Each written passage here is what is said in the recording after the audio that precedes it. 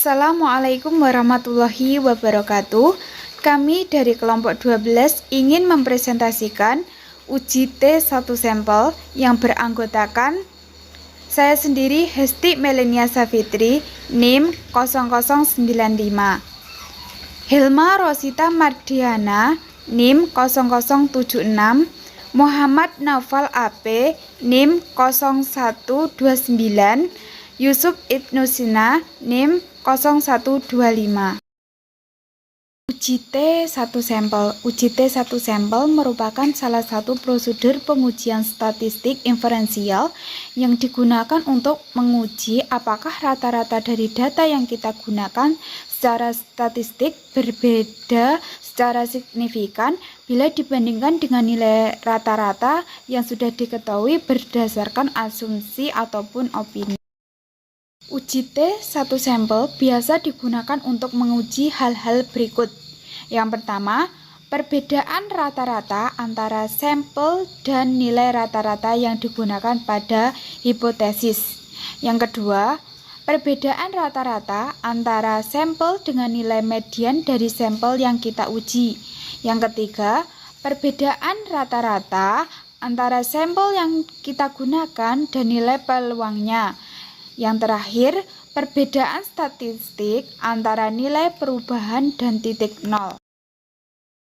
Dalam penggunaan uji T1 sampel, kriteria kondisi data yang harus dipenuhi adalah sebagai berikut.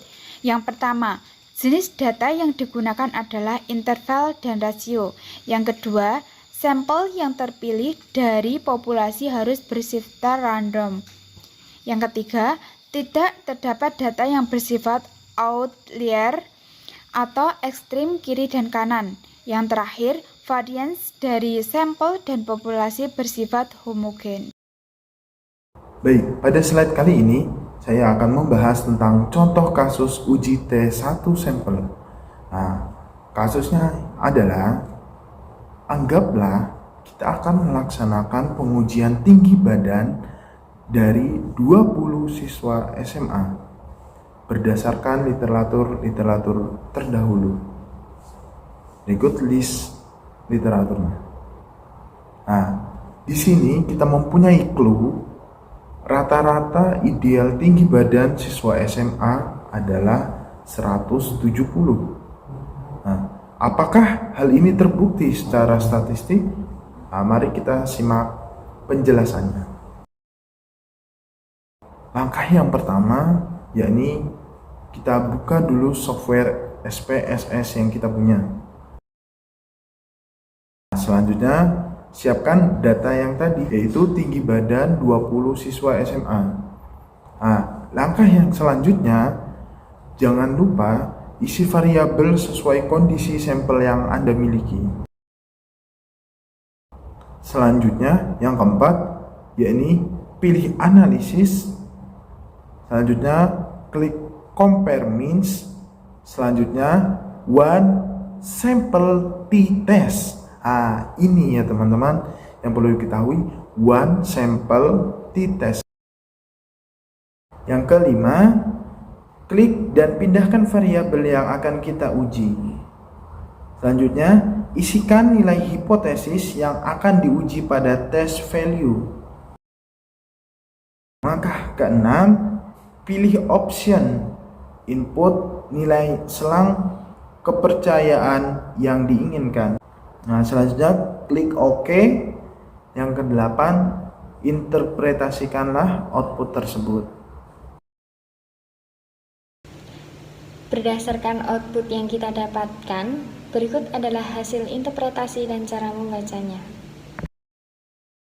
Di sini saya akan menjelaskan cara membacanya. Yang pertama, N, yaitu jumlah sampel yang digunakan adalah 20. Kemudian yang kedua, min, adalah rata-rata sampel adalah 171 cm. Kemudian yang ketiga, standard deviation, yaitu nilai standar deviasi dari sampel adalah 2,80976. Yang keempat, standar error min, yaitu nilai rata-rata standar error adalah 0,62828. Kemudian yang kelima, T, value berdasarkan hasil statistik uji adalah 1,5 592. Kemudian yang keenam DF, yaitu derajat kebebasan dari sampel yang kita gunakan adalah 19. Kemudian yang ketujuh SIG, yaitu P mean value dari hasil pengujian adalah 0,128. Kemudian yang kedelapan test value, yaitu nilai rata-rata pengujian hipotesis 0.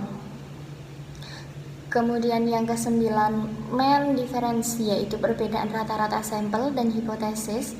Kemudian yang ke-10 95% confidence interval of difference, yaitu batas atas dan bawah. Untuk selang kepercayaan 9%, yaitu minus 3,150 dan 2,3150. Berdasarkan output SPSS di atas, terdapat beberapa cara menentukan hasil uji hipotesis. Nilai p-value yang kita dapat adalah 0,128. Nilai ini lebih besar daripada alfa yang kita gunakan, yaitu 5%. Karena p-value lebih besar dari alfa, artinya kita gagal untuk menolak HO. Bila Anda menemukan batas atas dan batas bawah selang kepercayaan memuat 0, artinya kita gagal untuk menolak HO.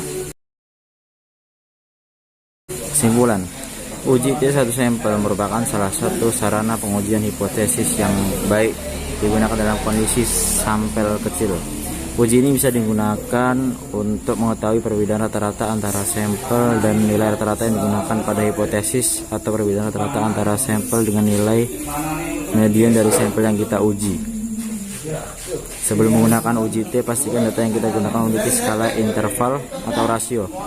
Sampel yang terpilih juga harus bersifat random atau acak.